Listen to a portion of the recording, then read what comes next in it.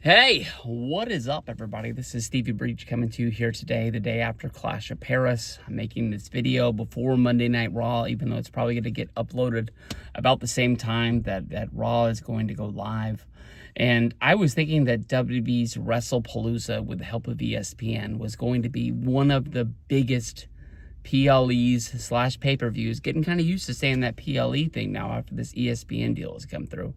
Before that, I hated the term PLE. I thought I was going to use, pay-per-view until the day I died, much like WWF and WWE. It took a while, but I barely ever say WWF anymore when I'm talking about stuff. But when they dreamed up this card of just coming out of the middle of the air, and it was going to, be announced about a month before it was due, I was thinking, what are they going to do? They're going to have to pull like rabbits out of their hat. Like, this is basically a WrestleMania that ESPN can hype up on all of their shows, on all of their platforms, trying to get everybody to sign up for the whole deal. It looks like what I'm going to do is I'm going to have to dump YouTube TV unless like a last minute deal comes in. I'm going to sign up for Hulu TV.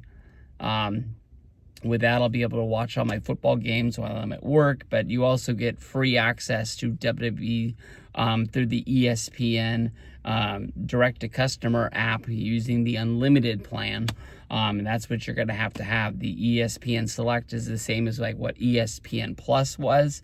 It's just a cheaper option to get you in, but you don't get the features like the live pay-per-views from WWE. So do what you got to do.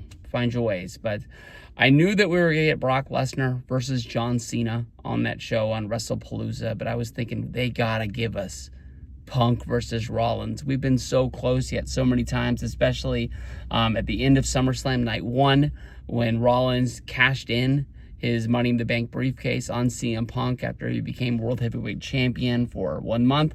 Punk, I will never forget, during your feud with John Cena a month earlier, you said that you did not want to become World Heavyweight Champion. And then the next month, when you have a shot at the title, you're saying how it means everything to you, how everything changed in that one little month. I'll have no clue. But I thought we were going to get Punk versus Rollins, just straight up one-on-one. I thought if they wanted to add more fuel to the fire, especially since it was Brock versus Cena's, first matchup in their feud.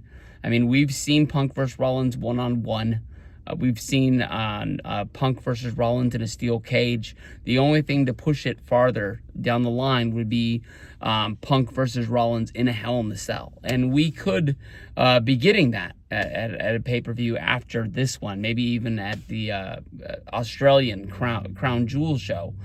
Maybe they'll put that on. But as of right now, I think a Punk versus Rollins one-on-one match at Wrestlepalooza is out the window. With Becky Lynch interfering in the main event and joining the division, she's probably going to be one of the foreseen members, which I think is going to hurt Bronson Reed and Braun Breaker a little bit. It might even lead to Braun Breaker leaving the group because he can see that his, when Rollins was injured and he was not around, he was the main guy. And then Rollins came back, which pushed him down, and all of a sudden he wasn't the star of the star of now. He was the star of the future. Honestly, even though that she's in the women's division, Becky Lynch doesn't really need Paul Heyman to speak for her. She's probably one of the best women speakers on the roster. And she can deliver her own promo, but she'll be out there at the same time, which is going to give them less mic time, and they'll see that they're just the muscle of the group, and that's just about it. But I think right now we're setting ourselves up for a tag match. I want to see AJ Lee return at the pay-per-view. I want to see AJ and CM Punk versus Rollins and Becky Lynch. I know that it turned out horrible on that one pay-per-view where they teamed up Lacey Evans and Baron Corbin to go up against them. Just a bad time in wrestling.